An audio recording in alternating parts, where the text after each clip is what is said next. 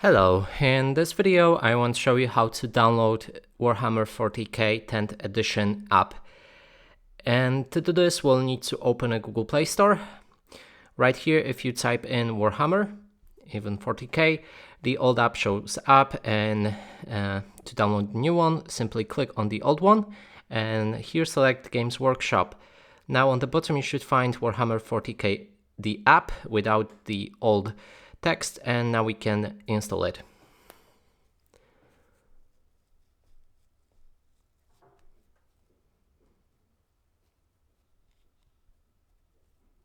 When it's ready, open the app, and on Xiaomi we have a security scan by default, but when it's done we can finally open the actual app. Now you can sign in or register, which is recommended, but there's also option to skip it. In this case, let's register.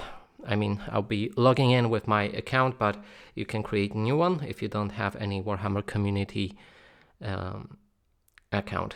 So it already logged in because I saved it previously, but probably you will need to enter your credentials. Inside you can create any Battleforge armies or check rules references. And that's it for this video. Hope you like it. Please consider subscribing to our channel, leave a like and a comment below.